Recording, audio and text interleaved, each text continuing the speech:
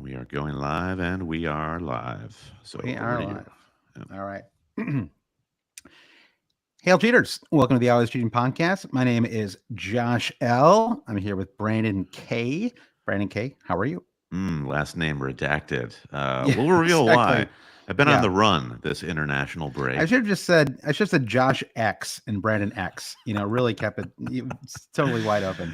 Yeah, totally. We're going for the formerly known as Twitter sort of sponsorship. Um, good. I'm glad to be talking with you. Sometimes Yep. international break pods, you kind of struggle for what do we talk about? It like the next game week feels so far away, even though it's just a week away. But there has been a big announcement. Of course, the double game weeks for game week 34 have Well, you should. I officially don't been. think. Uh-huh. Yeah, I Yeah. don't think you should say of course because I think it's a. It was kind of like a Saturday news dump. The way that Yeah. sometimes like when the White House has bad news they want to Yes. share, they wait until 4:30 on Friday afternoon to share it. I feel Yeah. like that was like the double game weeks sort of were dropped secretly during the international break. There's the Premier League and their endless pursuit to thwart or make it trickier for us. I mean, I'm supporting the Premier League.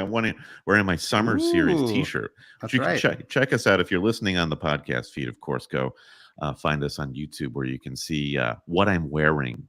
Of course, That's the new name of the pod is going to be always cheating. What we wore and put this on with always cheating. Yeah, exactly.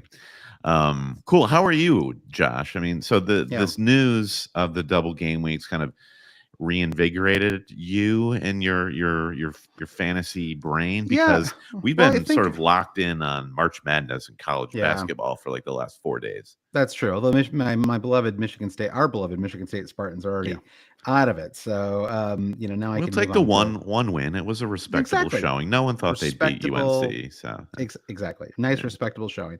No, I think, and it was nice. It was actually nice. The international break was timed with the March launch of Madness there. March Madness because it's already a lot of sports for me and my family. Not even me so much. I could probably watch an even 16 hours a day with Yeah. really no problem. Like I am such a sports junkie that would be fine. I'd watch almost anything, as long as there were two sides, Brandon, and Well, what? something to be won, I would watch it. Like So what about that's yeah. golf? Often Yeah. referred to as a metaphor for fantasy because it's just guys out there playing against themselves. Would you I'll watch golf? even I'll even watch golf. Yeah. Okay. I won't watch live because I have some like kind of moral issues with live. But I would watch a PG. I'll watch the Valero Open or Yeah. the Valspar or they all What have about terrible sponsorships. They really okay. We can't go down this road too much because there's so much there's so much to discuss. But sure yes, I'll watch almost anything. a Including I mean you welterweight and I boxing match? I'd watch a welterweight boxing match. Boxing is actually probably one of my least favorite sports to watch. Same. Yeah. Yeah, it's all the I it's just something don't about the like. understand it. I don't really understand it either, and like it feels like the best boxers are the ones who are defensive, right? So they're just constantly coming together, right? There's a lot of like Sure. clutching, and Free it's just not hugs, very. basically. Yeah, yeah, exactly. You don't get those like Mike. The reason why Mike Tyson is still popular 35 years after he like, like his career was over, basically, is because he would like do what we thought boxing should Sure, be, what they right? Which do is in the Rocky giant movies. punches. Yeah, exactly. Giant punches to the face. um, Outstanding. All right. So yeah. yeah, speaking So of punches to the yeah. face, back to fantasy. So they announced, let's see, 1, 2, 3, 4, 5, 6, 7 double game weeks, but all for game week 34, which is in late April. And but because of when they announced that, it sort of allows us to fill in the rest of the puzzle as well in terms of the other fixtures and when we think they're going to slot in. The only real question, it comes down to Chelsea and Spurs, who are the two clubs that have two fixtures still to make up. And so what we suspect, again, I know this is like a broken record, but I don't want to use his stuff without always giving him credit for it because I Sure. think that Ben Carlin does a great job of compiling this stuff, and so credit to him for pulling together these charts that sort of break things down a little bit, and so we know that. So we effectively know that who's going to play in game week 34 now, and then we have a pretty good sense of when Chelsea and Spurs are going to double, and that is going to be in in game week 37 for sure. That's like an absolute lock, like 99%. And then most likely game week 36 as well. Right. Yep. So it basically allows us to do some like really serious planning now, right? Like you and I are in a similar position. We both have wild cards and bench boosts left. We both used our free hits. Unsuccessfully, like everybody else who free hit in 29. I think we have to say that, unfortunately. If I'd literally just forgot to activate my free hit and just started Anthony Robinson, I would have been in a better place than I was as things turned out. But c'est la vie, right? You have to always be looking forward, not backwards, Brandon, right? And especially when it comes to fantasy. What's the point in lamenting missed opportunities? So we have basically the big decision point now for those of us who still have a wild card, which is true for both of us, is do you wild card in order to target the doubles that are coming up, right? The 34 doubles, or do you wild card or do you kind of try to get to 34, try to basically field the best possible team using transfers, right? Because you have 5 transfer windows, right? Game week 30, 31, 32, 33, 34. There's 5 different weeks without any hits, right? Where you could build a team that is ready for 34, right? It's honestly quite a few weeks when you consider that you probably already have a number of these players in your squad already, right? Certainly like Arsenal in my case. They're kind of the only, well, I guess Bournemouth too. Solanke is still hanging around a lot of squads, so now we have a reason to keep him. Exactly. So we have, there are a handful of players. It would not be, I don't think I could get to 11 necessarily. And so, but, and I don't want to like kind of do everything right off the bat here, but I think that the real focus of this pod is going to be about these doubles, because I think the strategy that you choose for how you want to play game weeks 34 and 37, right, is going to dictate what you do beginning as soon as this week. Right. And so it's really important, I think, to start to look ahead a little bit. And one thing I thought, and I you asked me earlier if I was energized by the doubles, and I think I got there. Like there's a kind of moment when on Saturday when I saw the announcement, and I was like, I don't even want to like go there yet, because once you open that door, you're going to be all you're going to think about. It's a lot of time, a lot of energy. But then this afternoon, as I was getting ready for the pod, and I started to look at it a little bit and think things through a little bit, and start to think about my own kind of my own strategy for how I want to target the doubles. It did get me sort of energized, because I was like, okay, this, I think, it's like, I think step A will work. I think step B will work. I started to sort of like really think things through. And I did, I did find it sort of energizing. And I think one thing that I really liked too was, because they launched it on Saturday, the benefit from kind of my perspective, maybe the people's listening to this pod too, is that I have not been inundated with strategy advice yet. Right? Like I honestly don't know genuinely what the optimal strategy is for targeting these. So I have been coming up with my own thoughts, and they haven't been sort of tinkered with by other opinions that I've sort of added to my head, right? And sort of maybe and sometimes cluttered it up, I think, right? So I think that do you have any initial thoughts just on the doubles themselves? In terms of who plays, when they do, maybe what your early thoughts on what you want to do for your own squad are? Yeah, I guess I find the game week 34 doubles immediately a little bit more intriguing, sheerly from a Liverpool perspective. And I think I felt like an outsider with Liverpool assets for the last couple of months, mostly because Salah was out for such a long time. But looking, so you pinpointed Arsenal and Bournemouth also, and those I think are really the 3 teams that I'm interested in 34: Liverpool, Arsenal, Bournemouth. So my immediate feeling is I can put together a team that is going to work without a wild card. But the problem, going back to Liverpool, is Mo Salah, and I'm really kind of struggling to figure out how to move the pieces around in my squad to get Salah in. Really, we talked a little bit about this in our Patreon pod on Thursday night, of like all of our midfielders right now are working really well, from Saka and Foden and Son and Cole Palmer. Where does Salah fit in? So I think maybe punting on that and seeing if over the next 1, 2, maybe 3 game weeks, we understand which of those midfielders goes to make way for Salah. But prior to game week 34, it is Sheffield United at Anfield in game week 31. This is what's got me kind of thinking of maybe just saying I'm playing a wild card not for the double game weeks. I'm playing a wild card to get the best asset in Mo Salah as soon as I can. Because the way they're kind of split up between 34 and presumably 37 is they're kind of nice little digestible chunks. The teams that stick out are City, Spurs, and possibly Manchester United if they can put another run of form together because they have 2 home fixtures against Arsenal and Newcastle. Yeah, I'm feeling like I can get good squads together for both of these doubles without a wild card. Does that make sense?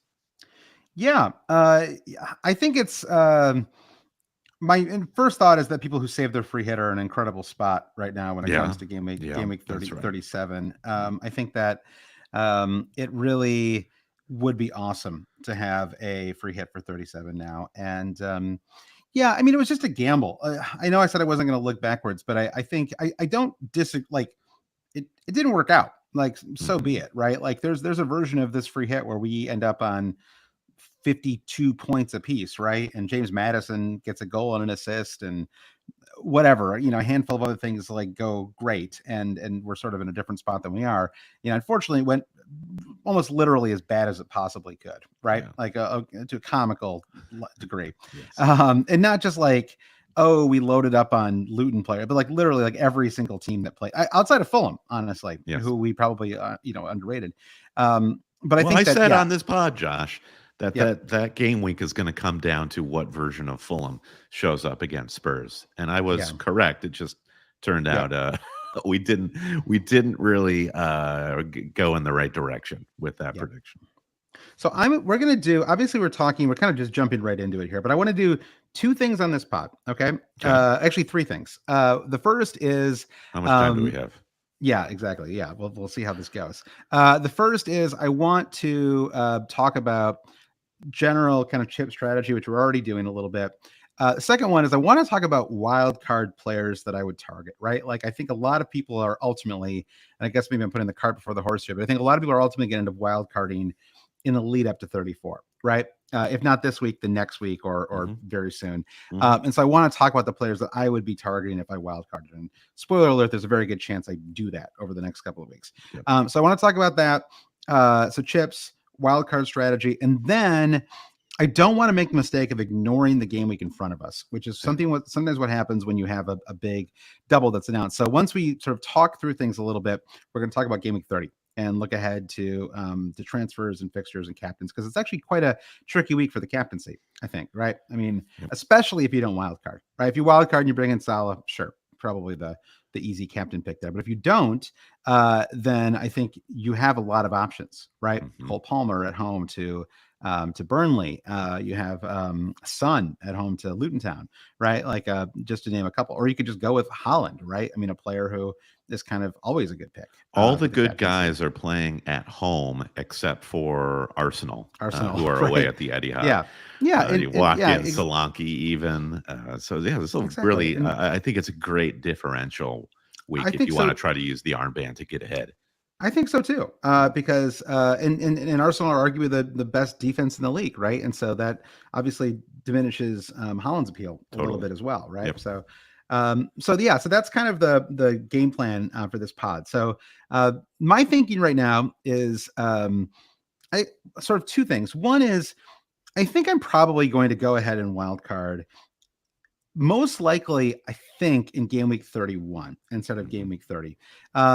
Because, and the reason I think I'm in a wild card now is because I just think it makes more sense to bench boost in game week 34. I just feel like it's just a lot easier to fill up your squad with players that might return for you in 34 than it is in 37. I also am a little scared of game week 37 doubles in general. I think that they can be kind of trappy sometimes, right? Game week 37 doubles, like we're not talking about the house music here.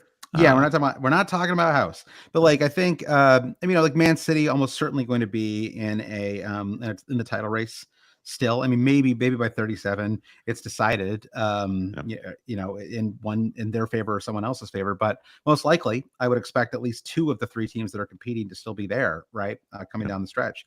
So they'll have something to play for. But Brighton, Man United, Newcastle, like I'm just not certain we're going to have like a kind of like a squad full of people that we feel really like good about, right? Right. So that is sort of leaning me towards wildcarding early for game week 34. I honestly think it's really tricky though. And I think part of the problem, and there's actually an argument I think for free hitting in 34 if you still had it, is you know Chelsea in particular have a really nice run of fixtures in the next handful of weeks, right? Uh-huh. But they don't double in 34. And even Spurs play they play Luton and Forest at home in 2 of the next 3 weeks, right? But it's very hard to have a strategy where you bring in Salah and keep Holland and somehow keep Son in that squad as well, right? It's Yeah. like you were talking before. It's like ideally you'd wait to see who to drop between Yeah. like Foden and Son and all those players. So I do think it's really tricky. I think for me, the Does reason Cole I'm Palmer survive a wild card in game week 30, yeah, 31? I think he does. Yep. And I think the reason that he does is actually with an eye towards Chelsea's doubles ahead. Yes. Right. Yes. I think that would be the reason to do it Yeah. because and Holland probably survives too for kind of similar reasons, right? Yep. So you have Holland, you have Holland and Palmer. That's probably the only two. And then the question would be whether it's worth having three.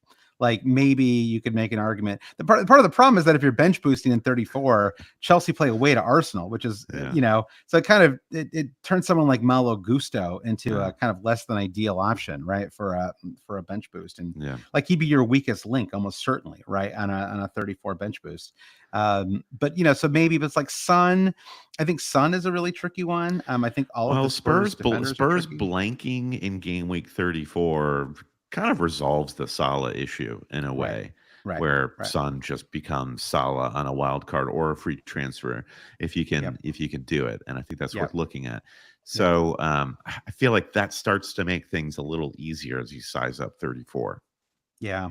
I think it's really I don't know. I mean, could you make an argument that it's just so hard to get a team for 37 that works that like you really should just hold your wild like the problem is, right, if you it's just really hard to target 34, right? Yeah. And just I know no one's like taking notes as we say this out loud here, but just as a Yeah. so Liverpool, Arsenal, Bournemouth, Palace, Wolves, Everton, Sheffield are the teams that double in 34. And we also strongly suspect 99% likelihood that Chelsea, Spurs, Man City, Brighton, Man United, and Newcastle will double in 37, right? No overlap between any of those teams. Yeah. And as you noted, Spurs don't play in 34. And we also are going to get doubles from Chelsea and Spurs, most likely in game week 36. 70% likelihood. So that really does mean you either pick one or the other. And so maybe, and again, like I'm sorry if this seems like we're not like coming in super definitively, but I think like this is part of this, Yeah. part of what makes this fun. And I guess I do feel kind of especially engaged right now is that I like, it's fun to think about this stuff. Like Sure. it is not, to me, it is not written stone that there's like a very clear way that you should be playing these, right? So I think you could make an argument though that 1, 2, 3, 4, 5 transfers, right? A five transfer windows plus any possible hits, and just target 34, possibly without bench boosting, right? Would be the way to go. And then wild card in 35 or 36.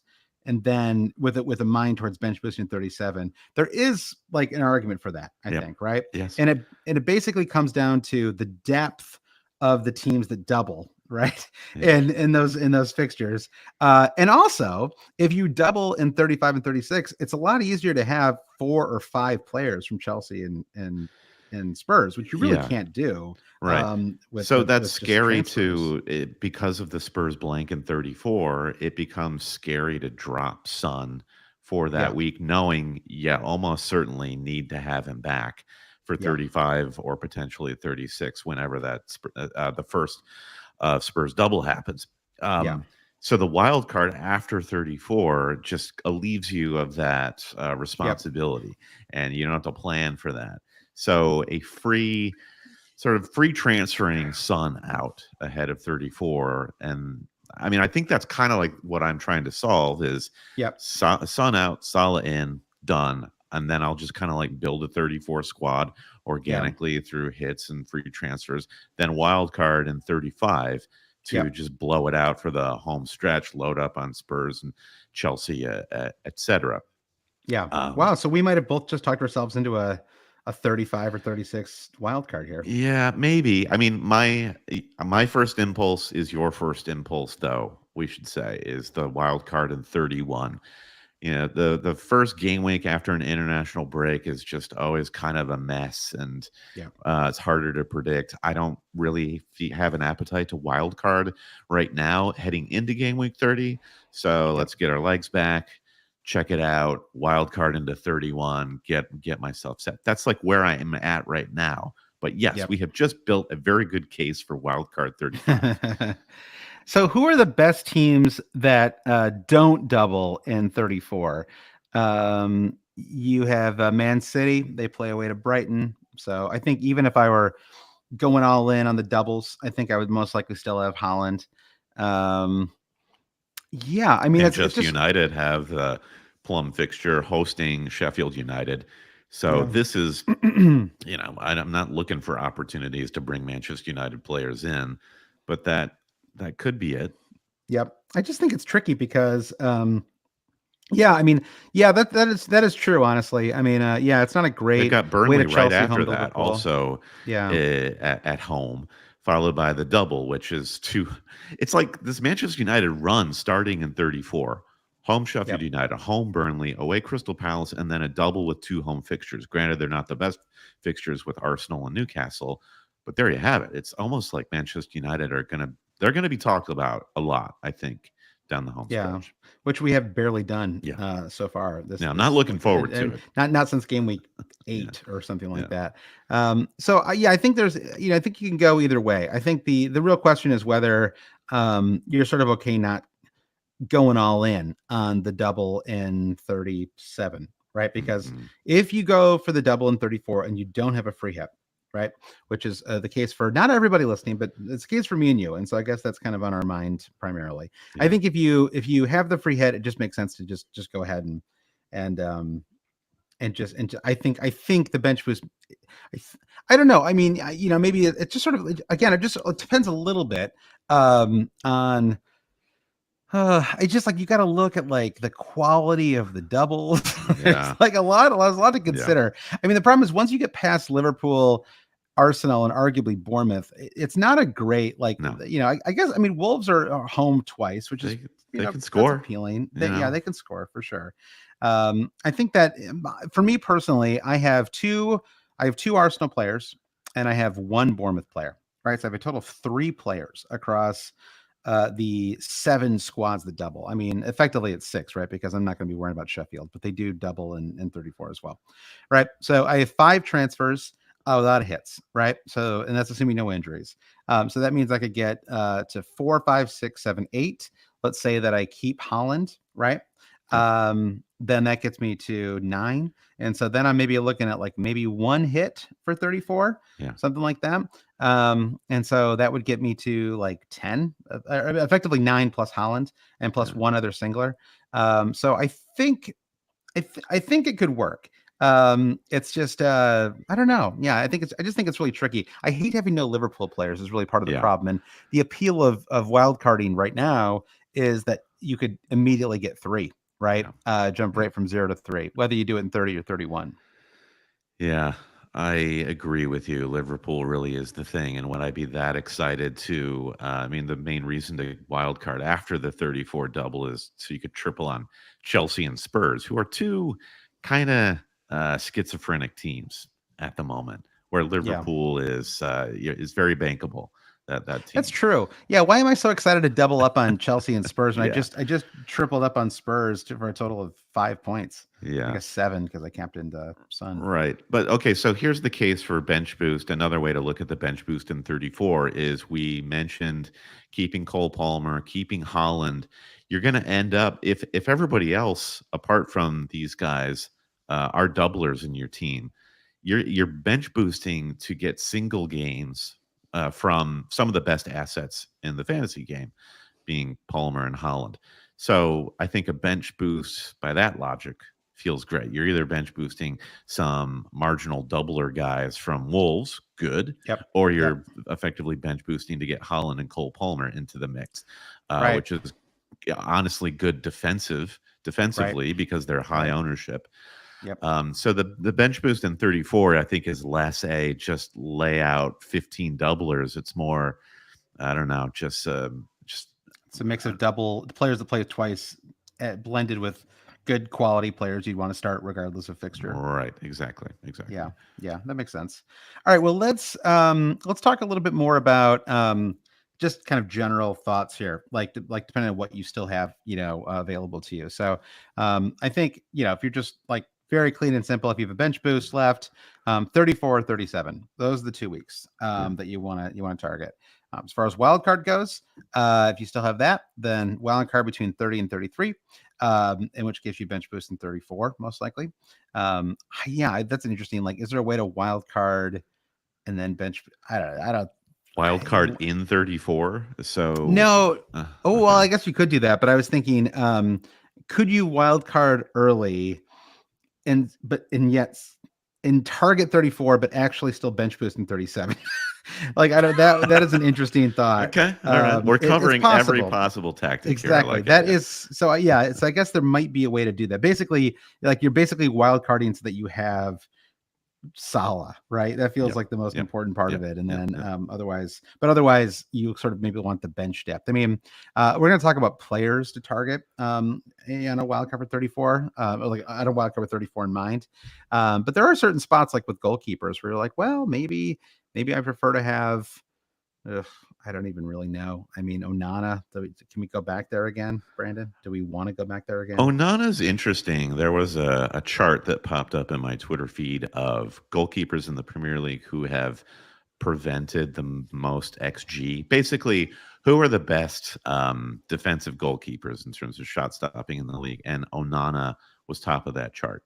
Hmm. So Onana's having a very strange season. He's had so many comic moments, but he is stopping some really high XG chances. As far as just like putting our fantasy glasses on, I still kind of like him. I still like him.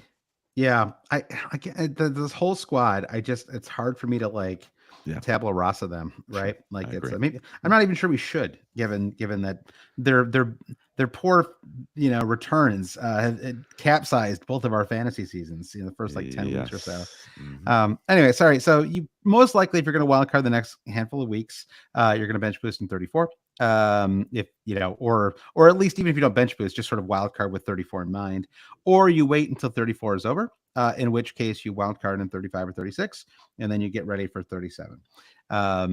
Again, I do think that the game week 37 double is a tricky one, and it's because as a reminder, it is literally the last week of the season, right? It is you're heading into game week 38, right? The final game week of the season, that's Yeah. Sunday, right? So these matches tend to be either gigantically important, right? Or utterly meaningless. And the utterly meaningless ones are pretty scary, right? Because teams can just be completely checked out sometimes, which Yeah. can work in your favor occasionally. Yeah. Harry But Kane on the last day last mhm. season. Yep, exactly. Well, yeah, for some reason, in my head, I think of 38 as being a typically high scoring game week and 37 being a frustrating Yeah. double game week. But maybe Yeah. I don't know if that's backed up by results or not. So, all right. So, but let's say that you're going to wild card in the next couple of weeks and you're going to look ahead to game weeks, with an eye towards game week 34, where again, Liverpool and Arsenal, two of the best 3 teams in the league, are playing twice, right? It is a good spot to have 6 players from those two squads. The Liverpool is honestly in a slightly tricky spot right now, I think, in terms of who you'd want to target outside of Salah. So let's just start. Goalkeepers, defenders, midfields, forwards. I'm going to give a few options kind of across the line here. Hit me.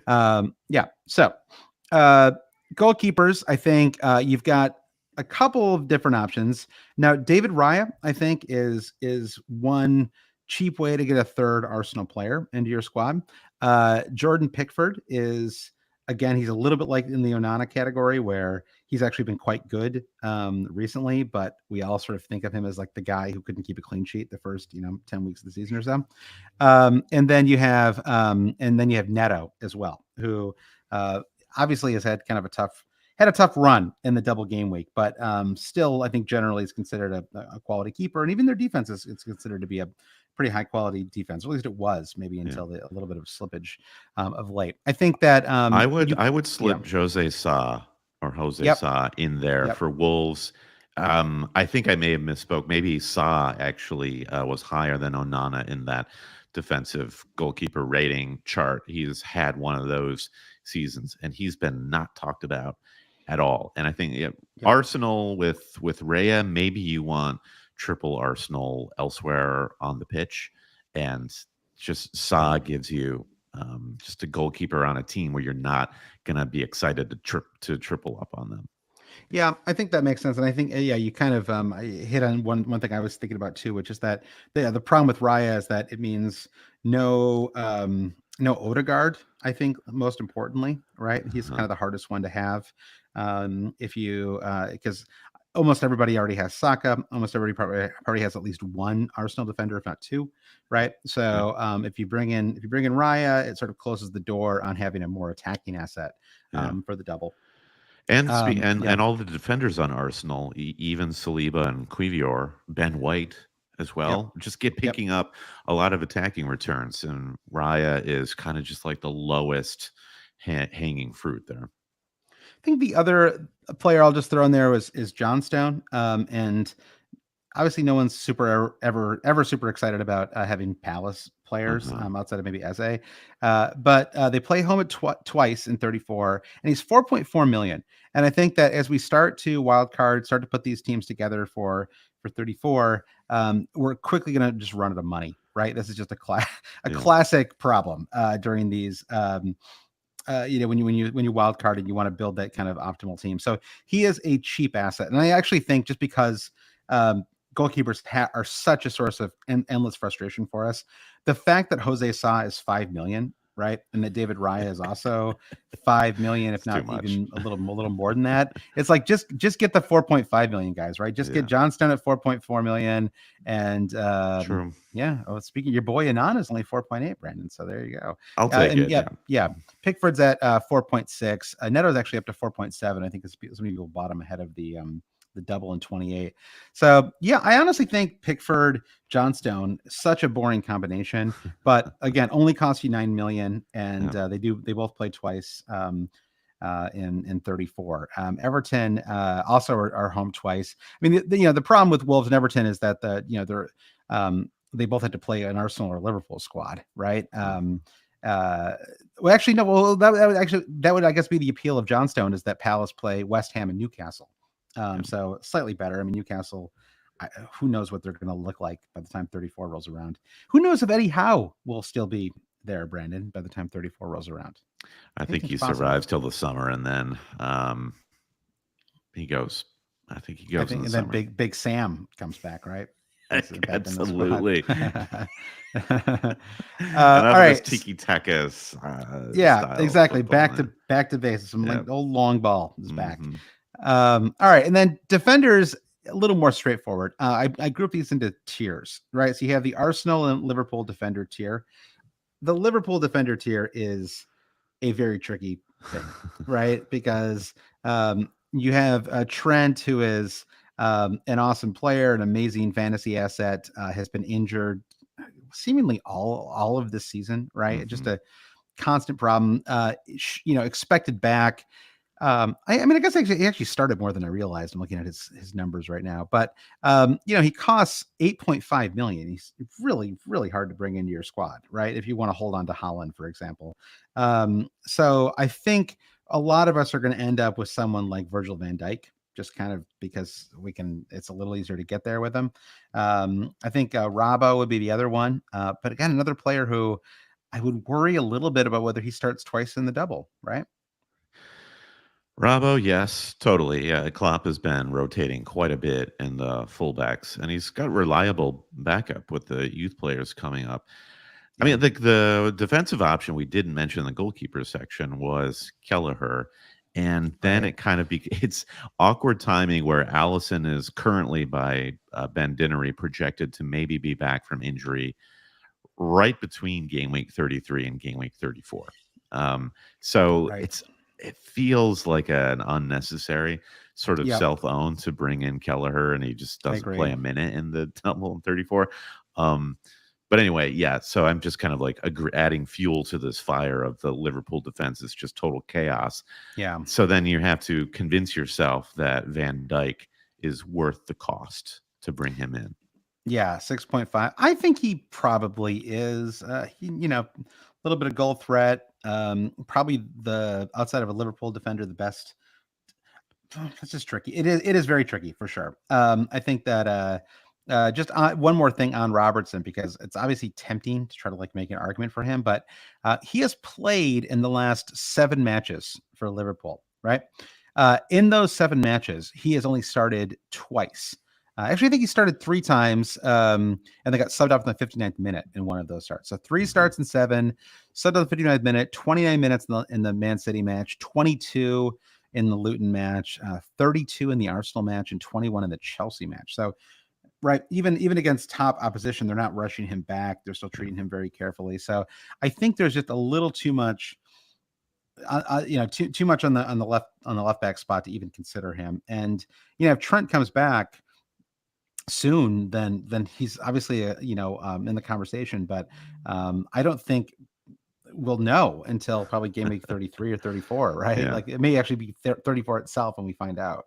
Yeah. And then the Robertson issue cuts the other way, where him being fit does make the Connor Bradley pick less appealing to me as well. Yeah.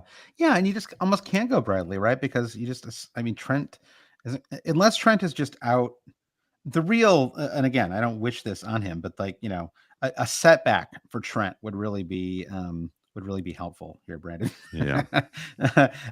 You know, fully healthy by August, Sure. Yeah. completely healthy, right? Healthy as he's ever been. But if he couldn't play until then, like that would Yeah. be, Ready for the Euros. I mean, selfishly. there Oh, could be that's an true. opening Okay. there if Kyle Walker pulled up with some hamstring issue against I Brazil this know. weekend.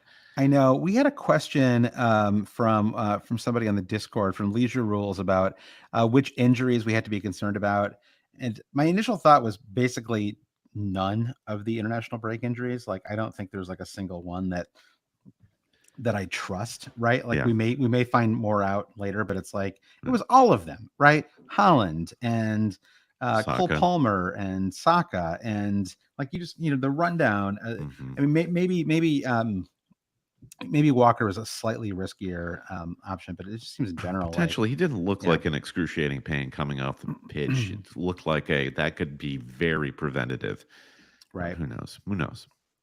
yeah. So, yeah, so I think it's right. So let me get back to my thoughts here, Liverpool. We're Brandon. talking about Yeah, Liverpool fullbacks. my extensive notes. Yeah, right. I was actually confusing Connor Bradley on the left or on the right. So maybe Connor Bradley is safer than I was letting on, but He's not. No, he's not. you don't The think only so? the only safe, literally, like all 4 defender spots and goalkeeper are a doubt, except for Van Dyke, right? Even Konate is red flagged right now. They're sort of, so it's only Van Dyke. It's Van Dyke like the cheese. Van Dyke stands alone, Brandon. So that's where we are right now with Virgil. That you have kind of a middle tier, which I'm just putting Everton defenders into. And I think that again, it's a little bit like the argument for Johnstone. They are so cheap, Yeah. right? So even if you're not like a believer in Everton, or you don't really want to be loaded up on Everton players, if you're bench boosting in 34, you might as well stick one stick one on your bench, because there's plenty of cheap options, and most of them are capable of getting some kind of attacking return. Like I'd rather have an Everton defender than like a Burnley defender, for example, right? Like not Burnley, a Bournemouth. Bournemouth defender. Yeah. Whew, I don't know. Bit of a coin toss there. I don't know. Why? I Tell mean, me why. I guess it's just I trust their defense a little bit more. I mean, someone like Michaelenko is 4.6 million, 2 goals, 1 assist, 7 clean sheets on the season. Uh, even Tarkowski, like just like a super solid, reliable like center back. I don't know. I just maybe it's just that like it's just them conceding a combined 5 goals to Luton and Sheffield in the last couple of weeks. It's really like change my perspective a little bit here. They have not looked good, right? Mhm. Like so maybe like they're just this is a total drive by. So punitive measures against Bournemouth more No, than a well, celebration of Everton.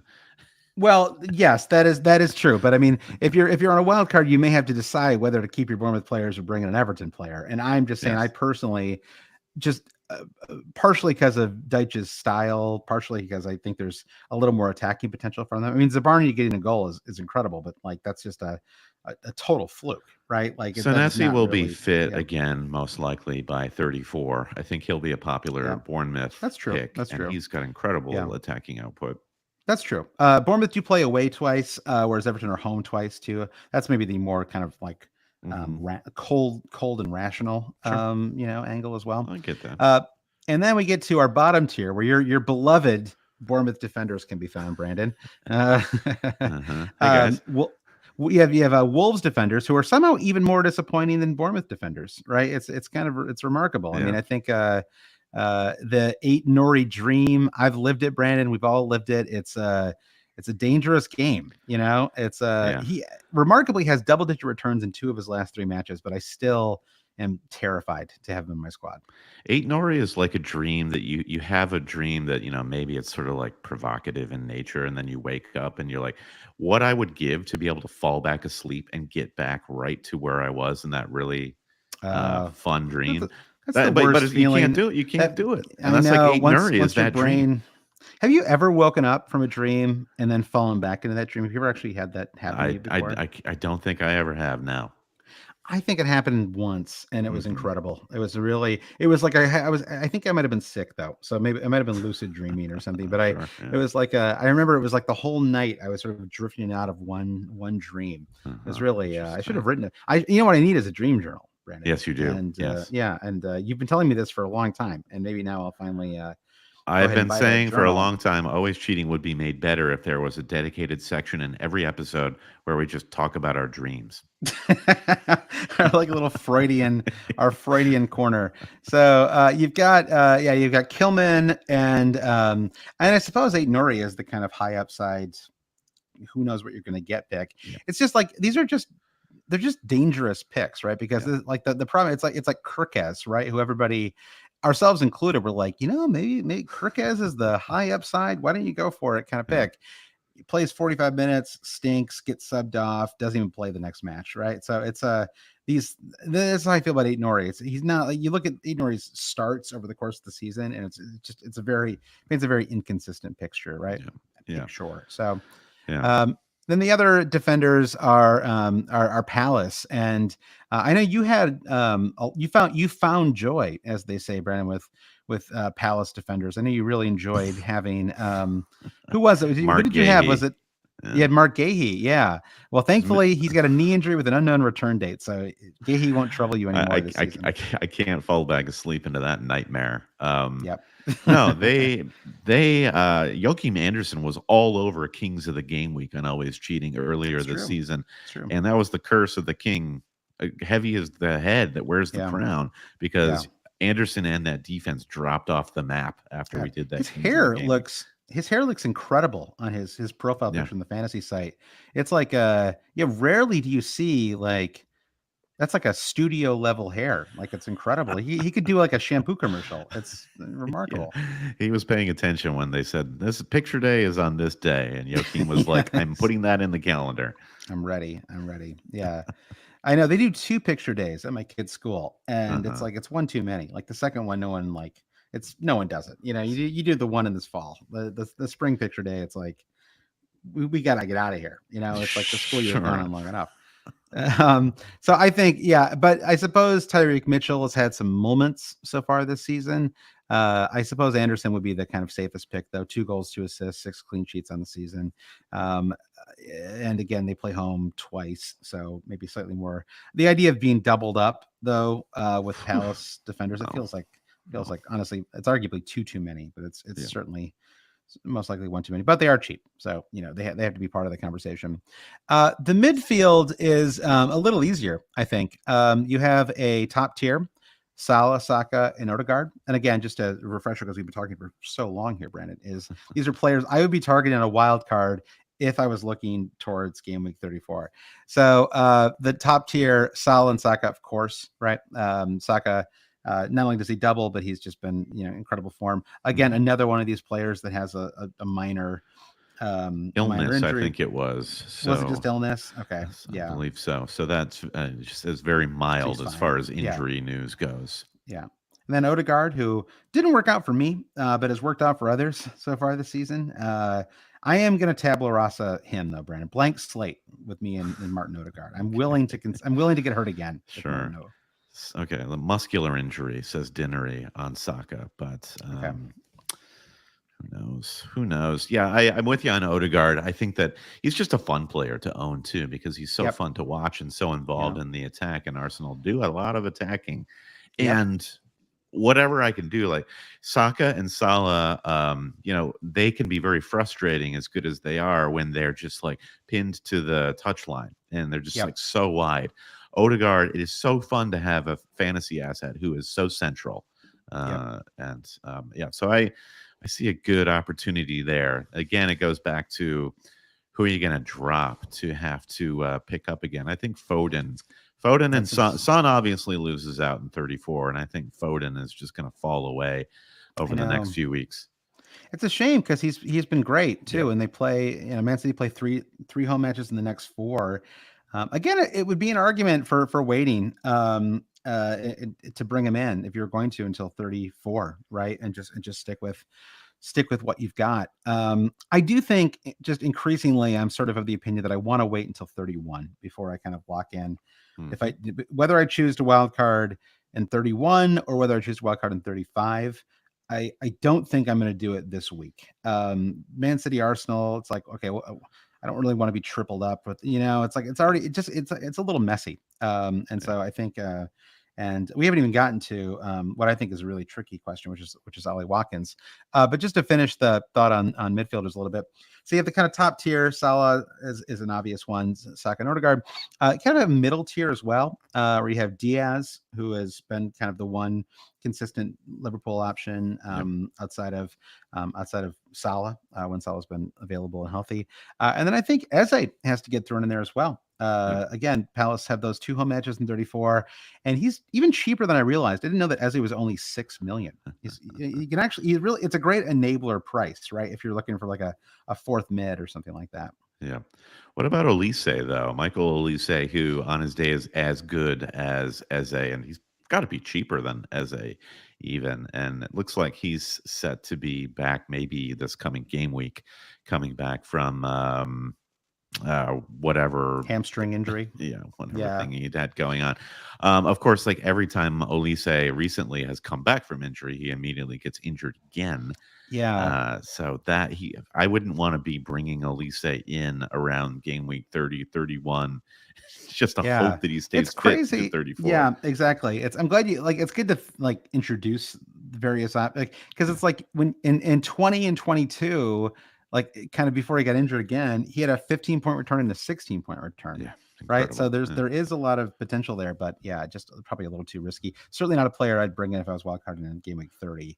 Um, and then um, and then the bottom tier is Sarabia, who is a 4.7 million midfielder for Wolves. a great fifth midfielder on a wild card, especially if you're looking at Yeah. bench boosting in game week 34. There also are a ton of injuries for Wolves right now, so he's a fairly locked in player. Yeah. I think a pretty easy pick, honestly, if I were wild card right now and I was going. I almost certainly want to have 3 forwards, right? So I just want a cheap kind of fifth midfield option. And I think I have this right that when Hwang Hee-chan is not fit in the squad, Sarabia can take penalty duties. So there's a little bonus Okay. there. Yeah, that's I actually I'm not I can neither confirm nor deny, but that is that would make some sense. Well, let's see. Um yeah. Let's go to our list of, they've got the set piece takers, Yeah. penalty and set piece takers for Wolves.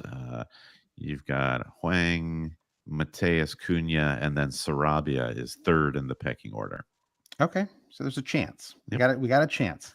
Um, and then the other midfielder I threw in there, if you just hate Sarabia, I don't know, maybe you don't like him, Brandon, Hmm. is Ryan Christie at 5 million for Bournemouth. I feel like I'm the only one who is I'm like a fan club of one, but I have really enjoyed Ryan Christie's play for Bournemouth. Okay. He's had some really nice performances Don't over hide the your light last. under a bushel, man. Let that I know, shine. I know. So I'm a Christie fan. I'm Team Christie. So he's another one to consider as You're well. telling Ryan me Christie. Decore at Everton doesn't crack the low tier list like Mr. Garbage Time goal? I mean, Yeah, Mr. I'm that's a going to missed save Everton opportunity. from relegation goal, game week 38 last season. Yeah, Uh, he should probably be in the mid tier. He's at 5.5. Although he's so streaky. Like he yeah, actually hasn't really he hasn't had a return since game week 16. yeah, You know what's biasing you is that you and I we were at the Selhurst Park when he had sure. that amazing performance Yes. against Everton. A When goal he's and an good, he's good. assist. Yeah, exactly. This is why the eye test can be so dangerous, Brandon. Especially the Yeah, in-person eye test is with even great more power. Yeah, dangerous. yeah, Yeah, exactly. exactly. All right, and then that brings me to forwards. A little more straightforward here. I think for 34, you have Holland, assuming you keep him, and then Solanke, and then I think Darwin would be the third forward that you'd want.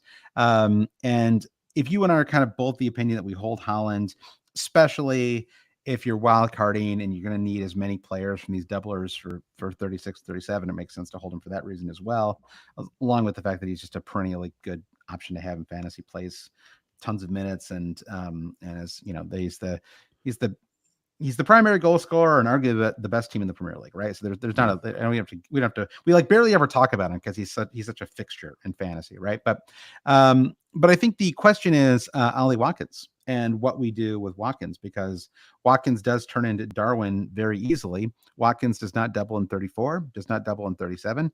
You are on record saying that you plan to own Watkins for the entire season and will not drop him.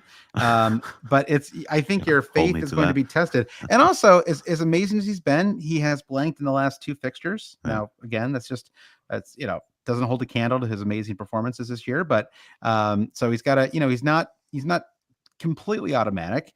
And the run of fixtures for Villa is not fantastic. It's okay. Yeah. Wolves at 30 is good. It's one of the reasons I want to hold my wild card, is to make sure I don't really want to drop Watkins before the Wolves match, right? Yeah. But then you have Man City away in 31, Arsenal away in 33. Brentford home in 32 is a good fixture, but but certainly, 2 of the next 4 are the worst possible fixtures for Ollie Watkins. Yeah. So I think that the argument for dropping him is a pretty good one. And I think the fact that in 31, when he plays away to Man City, is when Liverpool host Sheffield at home, it's going to be really hard to avoid a Watkins to Darwin transfer that week, even if you don't wildcard. I'm with you. Yeah. I'm gonna be a liar, and I hate liars, but Mm-hmm. I will be So does dropping Henry him. Rollins. Yes, Or does he exactly. hate them? He is one, He right? is But I don't one, know if yeah, he but hates one. Yeah, does he hate himself? Yeah, I don't I know. think so. Was his tongue in his cheek when he was talking about himself being a liar? Uh-huh. Yep. We'll have to watch the behind the music on VH1 to know more. But I'm with you. I think just the upside for Watkins is kind of in the rear view mirror, and if you just think it's Darwin, Holland, and then I want the. I mean, the wild card there gets to be, are you gonna dip your toe in the Hoyland waters for Manchester United's double in 37? Who's the third striker for game week 34, though? If you say you've got Darwin and Holland is unmovable. Solanke. I Solanke, think right? it's Of course, yeah, yes. yeah. Just because he's cheap and Yeah. I think he's the only real I option, didn't even know there. unfortunately. Yeah, Dominic Calvert-Lewin. Anybody? No, no, thank you. I know. Poor Sheffield. Like it's just but there's just nothing to say there, right? There's Yes, just you can't even Ollie consider him. McBurney. Any Yeah, McBurney McBurney. fans I out there? I like McBurney. I'm a fan. Yeah, No shots. Yeah, nothing against yeah. him. No Just plays shots. for a crappy team. Unfortunately, we wish him the All right. best. We do wish him the best, Brandon. And you know who I also wish the best to? I'm gonna do a little pivot here, okay? Please. Because we've done there's a lot of game week 34 talk, but there is a game week in front of us, right? So I hope we set the table for people a little bit, help them with their thinking. By the way, we had a Wolves fan who commented in the chat that said that Sarabi is the designated pen taker as long as Huang is out. So I think that we are. No, I think that's I think we're good there. Chris in the chat. I think he's actually saying Cunha is the pen taker. So the issue, Oh, Cunha, the right? further issue there is Cunha is also out injured, but he in all likelihood could be back for game week 34. So we're Right. just kind of Yeah. in a Okay. So wait we're and we're see gonna sort of just table. situation. Forget everything I just said. Okay. I made things more complicated. And we talked a little bit about our strategy. I will either wild card in 31 or 35, and I plan to decide. Well, I mean, if it's 31, then I guess I've got another week to think about it. The real question is whether the Salah FOMO gets the best Yeah. of me, Yeah. right? And I just sort of I can't resist making the transfer, but I think it makes sense to wait a week, and I'll just I just have to think it through a little bit, Yeah. a I can little bit even longer. see if you're planning to wild card in 31, there is an easy enough case to say, well, then just wild card in 32 or 33 if, depending on what happens. Because now if we're Right. looking at Sun out as early as game week 31, it kind of takes care of a solid transfer almost for free without That's having to true. If wild you have the card. money to Yeah. do it, that's Right. true. Although ideally, I would love to be tripled up on Sheffield for 31, or on Liverpool ahead of the Yeah. Sheffield match for 31. But and I have 0 at the moment, right? So that would be the appeal there. I can Actually, hear all the Wednesday fans gritting their teeth right now. Uh, oh, I know that's so true. If you The hadn't problem said, is have you haven't had said Sheffield like 20 times in this episode, I would let it go. But no. That's a correction that I'm okay with because I wouldn't say Manchester, right? That would be very no, confusing. right. Now, granted, Sheffield Wednesday should have to come up to the Premier League before I get harangued about saying this the Yeah, wrong way. and But I they're want to struggling respect, right now. yeah, but I want to respect the club system. Yeah, exactly. Shout out to Danny Bean. Bean, longtime friend and Patreon supporter. Speaking of Patreon, Brandon, Mm. I want to say thank you to our Patreon supporters. Okay. They really do support the podcast. The ad market for podcasting has dried up considerably, right? I'm not breaking any news there. Anybody who pays attention to what's happening in the ad space and anywhere else for that matter has and interest rate. I know, Brandon, you're always going on about interest rates in this pod. Well, it Hmm. affects this very podcast that you're listening to. I just learned this term, finfluencer. A financial YouTuber or financial blogger is a finfluencer. So that's what I'm really trying to get Yeah. at here on this Okay, I podcast. like that. Yeah. Oh, FinTwit. Is that where that comes from? The financial Twitter, FinTwit. Hmm. Ah, that makes sense. Okay. Well, anyway, so it's it's gotten trickier and trickier, and so the thing that keeps this podcast afloat is our Patreon supporters, and whether you want the extra podcast that we do each week, which we do, by the way, and it's a fun and loose pod. We did one even last Thursday when we had literally nothing to talk about, and we still banged out 40 minutes. Yep. So we do a bonus podcast. We have a Discord. People plan meetups all over the world. You've got your Toronto meetup coming this April Sunday? 13th. Oh, April 13th. Okay, April it's a few weeks away. 13th. Yeah, if you're in the greater Toronto area and are interested in meeting up on the 13th, send me a DM or whatever through Yep. our various avenues, and Yeah. I'll get the details together and make sure you all know about it. Yeah, and I think we might be at Smithfield Hall in a couple weeks as Hmm. well on a Sunday, so or Saturday, Sunday, whatever it is, Saturday, I think. Saturday the Yeah, 6th, I think it is. yeah. Yeah. So lots of but meetups that happen all I'm not just exaggerating here, literally all over the world. They get planned on the Discord, as well as lots of private groups and all sorts of and chat about food and politics and.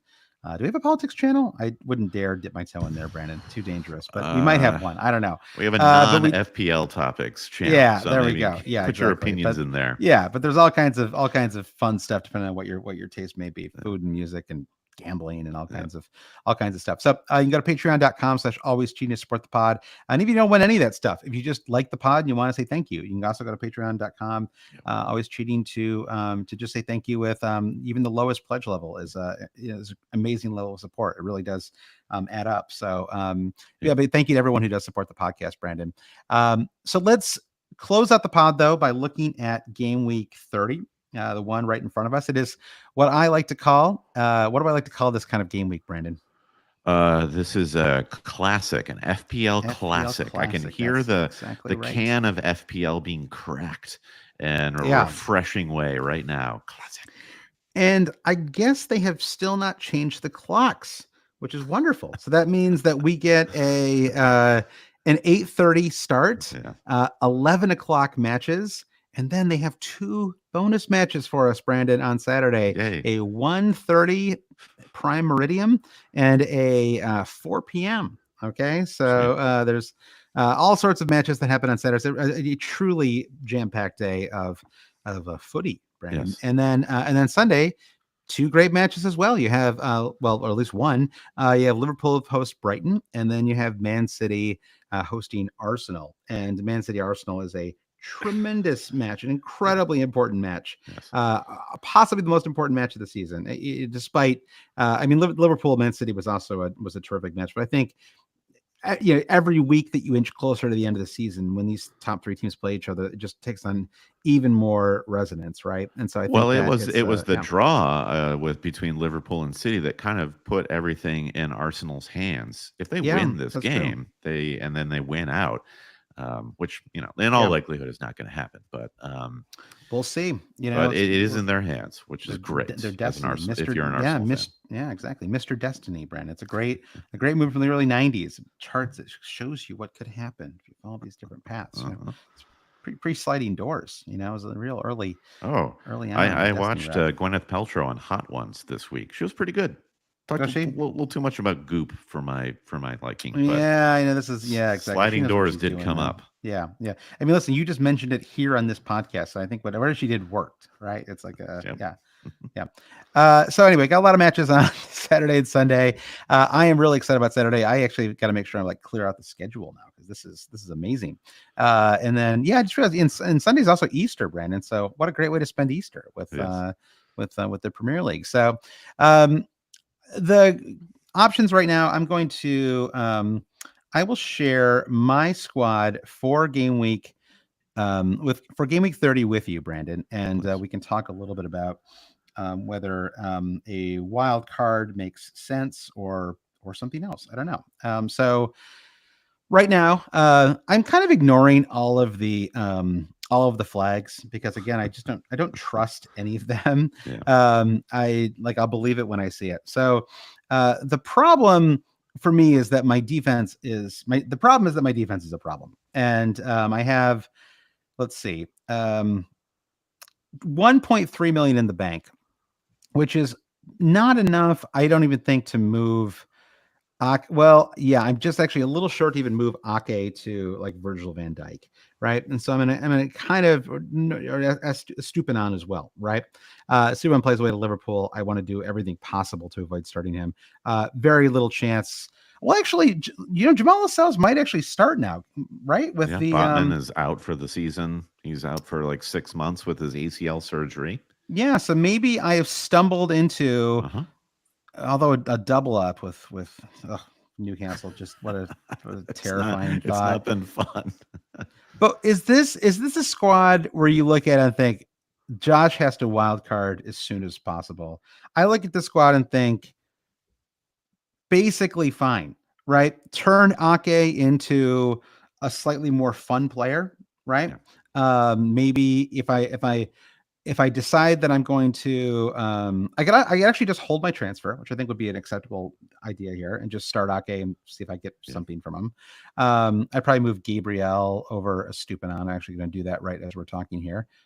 He'll certainly start this match, I would think. Um, and Yeah, or I could move if I decide that I'm going to wildcard in the next couple of weeks. I would probably bring in Poro or Udagi for Ake, right, and Yeah. target that Luton fixture.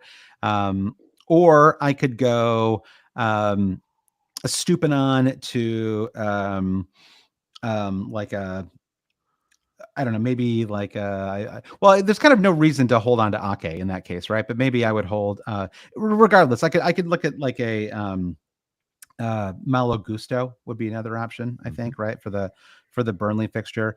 Now, if I decide that I want to keep my eye on game week 34, the question is there a player that I could bring in that would sort of begin that process of getting to 34 and still holding on to my wild card for the end run?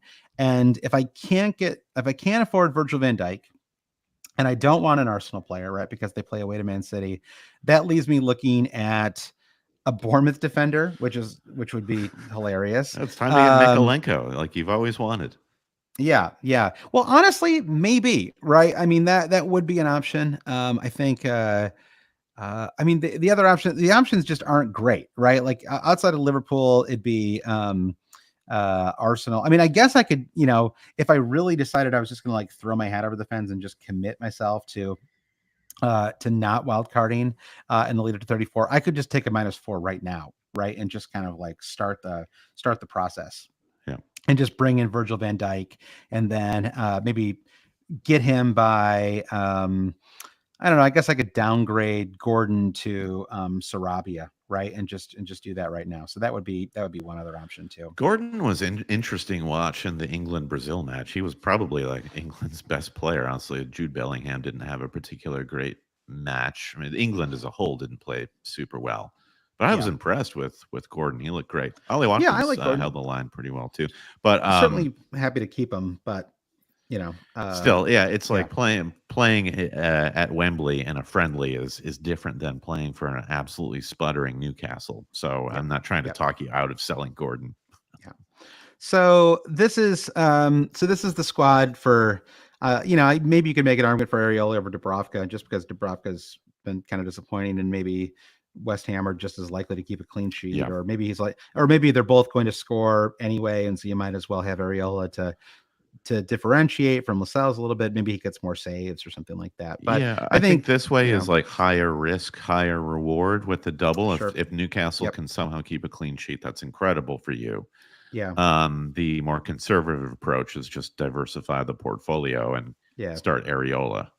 Yeah. Yeah. Exactly. So that's where I'm looking. I mean, do you have any thoughts on this? Any like concerns? I agree with your assessment that this is not an emergency where you would need to wildcard. The team looks great, and I mean, it's like the triple city. I think is the only issue one would have with this. But then you're like, well, I have triple of one of the best teams in the league, so Right. sometimes it's just worth rolling the dice with them. I probably would move Ake to somebody else Hmm. as well. Yeah, so I'm kind of faced with the same dilemma. It's an Yeah. Why don't interesting I? Yeah. transition What? to my squad Share yours with me. Let's see because it. I'm sharing your woes with the defensive options, but I have more in the bank. I actually have you can see 2.1 million. So I can even turn Sven Botman into Virgil van Dijk. And that would work. And then I could bench Ake. I mean, Ake I think has to go obviously eventually anyway. Um, but then it's sort of like weighing the pros and cons of just roll.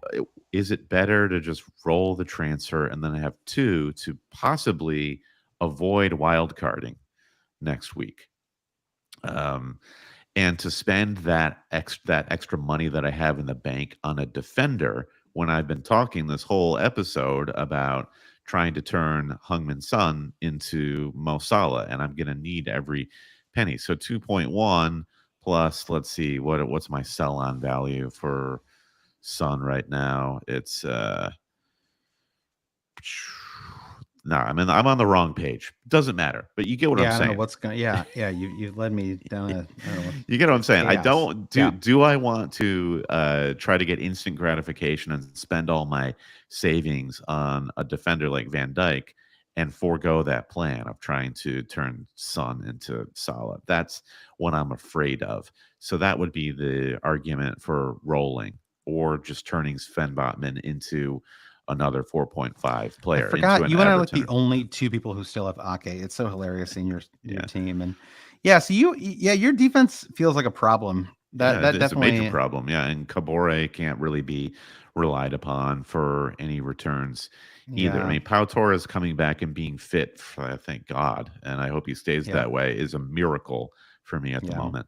I think the people who had some Bournemouth defenders are really in a better spot right now, right? Because you Yeah, could just start them for the Everton match and easily hold your transfer there. I yeah, think, yeah, because yeah, Bobman, it's like you might as well move him, but again, it sort of goes back to what we were talking about before, which is what's the move that makes the most sense. I mean, yeah, if there was a way to turn, if there was some cheapy, well, I mean, yeah, it's just tricky. You really can't go into 31 without Salah. I'm with you there, right? I think you can go into 31 without Darwin. That's fine. uh-huh. Darwin is chaotic, and like he should never be that scary. But Salah for Sheffield is pretty scary. Like that's probably like triple captain in a single game week levels of scary, right? Yes, So I think that feels like the strategy either is you need to wild card into Salah or yeah, get there or figure that out. Someone was suggesting I move in the chat. I move Evan was suggesting that I move Salah or that I move Gordon, excuse me, into Eze, hmm, which does make sense. But again, if I'm thinking about freeing up a little extra cash, then Gordon to Sarabia starts that process. And again, I really just I have to decide almost this week, right? Even before 31, I've got to decide what when I'm going to wildcard. And I don't know, I just think it's really tricky. I think that it feels to me like the logic for wildcarding late is really built around that double game week and whether that feels like double game weeks can be super frustrating though, yeah, right? Like and so it's like, does it make sense or should I just? I mean, because the argument for wild carding like this week or next week would just be like, I'm in a wild card to bring in a bunch of Liverpool players and they're great, right? uh-huh. They're an awesome team, and then I would have three of them, and I have none right now, right? And it's just like you can kind of do that, and I could sort of maybe replace my keepers, and so that's kind of one point of view. The other point of view is like, okay, I'm going to drop all of my Man City players, right? I'm going to drop Foden, who's been great for me. I'm going to, so it's sort of, I think it is.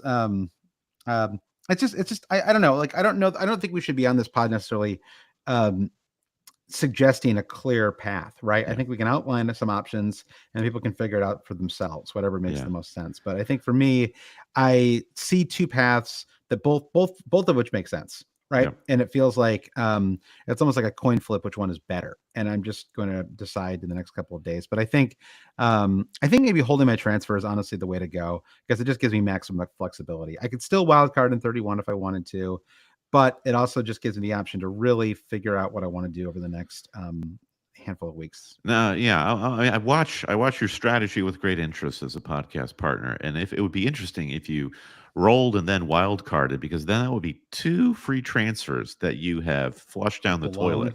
in the last couple of weeks. Yeah. Because I think you had like two frees that you Yeah, slept. thanks for bringing me up for bringing that up. Ultimately I saved points on that, Yeah, no, okay? I'm So not yeah, trying to yeah, it worked criticize. I out. just think Yeah. it's kind of interesting how it Yeah, it worked out is. like that. Yeah. Yeah. Makes you go, hmm. All right, now I know. I Yeah. agree. There's not necessarily a clear path that we have to recommend right now, but we must for the captaincy. Now you can see here on the screen right now that I've got Cole Palmer captained and Hungmin Son vice. I think a lot of people will be a little twitchy on Spurs after their performance against Fulham. That was a good time for the international break. So they can wipe that slate clean. Son, always good for fantasy points. Where are you at the Palmer Yeah. versus Son debate? I've got it on Sun at the moment. Mhm. Just I think I don't know. Fulham have shut some teams down at home, Mhm. and Sure. so I think it was more of a Fulham issue than a Spurs issue. I don't, or a Fulham playing well Sure. instead of Spurs just being bad. Although both can be true, obviously. But I think my inclination is to go with Son. He's just we have almost a decade of or whatever it is, how many years have been in the Premier League. He's got a great long track record, and I expect him to be very good at home as well. So I'm kind of Yeah, leaning and I towards that. think that's fair. It's fair if you just want to go even farther out with that lens. Is Spurs, even though they laid an egg at Craven Cottage, have just been remarkably more consistent than Yeah, Chelsea this season. yeah, And to yeah, pin any hopes on Chelsea is like that's a much more fragile framework than yeah. saying I'm just going to roll with Sun. So I agree with you If there. if you had Salah, if you and I end up wildcarding this week and we get Salah, I mean, who knows? Like a bunch of injuries could pile up over the next couple of days, and we're kind of forced into a move, right? Yeah. But if you had Salah, would he be an auto captain for game week 30? I, uh, that feels like a strong way of putting it. I mean, Yeah, he is home Anfield, Brighton defense bad. I'm just kind of going through the list in my mind. Um, but let's see. Salah currently team selected by 24.3%. Like, what part of that ownership are dead teams? right. Salah doesn't feel like he's poised to bury you. I feel like active managers are still like us going to be looking more closely at Ollie Paul or Cole Palmer and Son. So that's like kind of a case I'm making for having Salah, just having him and not captaining him is an advantage. Yeah. I think I probably would for the same reason that I argued for Son a Yeah, minute ago. He's like an even better version of that, right? Which is just like it's a home match.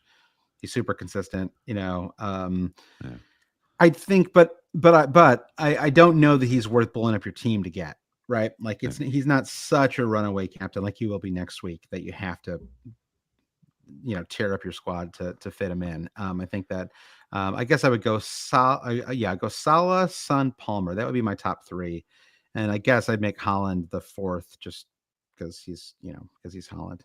He's Holland. Hmm. Holland. We love you, Holland. I hope he's listening Love it. this week. I could see Saka doing something in that match though. I would not be surprised if he got some kind of attacking return. Just having pens is a great thing. I mean, that's for in regardless of fixture, Yeah, that's kind of what makes Cole Palmer so appealing. But then yeah, Sun is on pens as well for Spurs. Like we're talking about all these pen takers, which is great. So I agree. Saka is still like a fun differential, though. To bet on that match feels wild to me in a fantasy way. yeah. I agree. It's there's a lot of outcomes that are possible. 1-1 maybe feels like the most likely outcome, honestly. All right. Well, that is. I think we've covered a lot of ground on this pod, Brandon. A lot of ground, and let's wrap it up here. Let's do Want to it. once again say thank you to everyone who supports the podcast on Patreon, or if they just give us a review on Spotify or Apple Podcasts or Stitcher, Acast, wherever they listen to the podcast. Those reviews help us to help people to find the podcast and help Yeah. us to continue growing and sustaining our audience. So thank you so much, everyone who does that. And Brandon, do you want to thank our producer patrons? Of course, big thanks as always to producers Mike DePietro, Trevor Ingerson, our buddy Chris Howell. Go Tennessee. Babas Kuhn, James Holland, Dave Wagner Liddell. Go Celtics. Nick Wright, Lazaros Yanos, Greek FPL. Let's go, baby. Jesse Halstead, Bruce Kerr, Aussie rules. I listen. I'm skipping over a lot of people who hail from locations on planet Earth, so I can't do a shout out for everybody. Can let's just steam through the rest of these names. All love and respect to them. Brian Shin, Blair Jacobson, Todd Byerly, Andy Portlock at FPL Merch, Kerry Swanson, Jefferson Turner, Buffalo Wild Wings, Francis Moore, Sam Shower, Caleb Robbie, Vulgar, Paulson Kruger, Alex Holcomb, James Keatley, The Saint, Bob Fox, Craig Jackson, Shalin F. Kandakia, Terrence O'Donnell, Heath Cram, Thomas Tislov, Noah and Louise, Travis Grant, Linus Vennerstrom, Dan Parsons, James C. Matthew Skinner, Fred Jacobson, Brennan, Daniel Hart, Lolly, Ben Coombs, Eric Kite, Gareth H., Rune Sandberg, and Brian Clark. As Josh said, rate, review. Thank you to everyone who joined us on the YouTube live and for chatting. We've got Assist the Assist, Chris Woodstock, the Wolves fan, Brian S., Evan Chowdhury, and so many, and our good friend Dugal as well. Thank you all for stopping by. Go check out the video on our YouTube channel at Always Cheating. Cool, great pod. Look forward to chatting with you next, Josh, on our Patreon episode as we finalize our Game Week 30 plans. And I'll see you then. All right, sounds good. Thanks, everybody. Bye.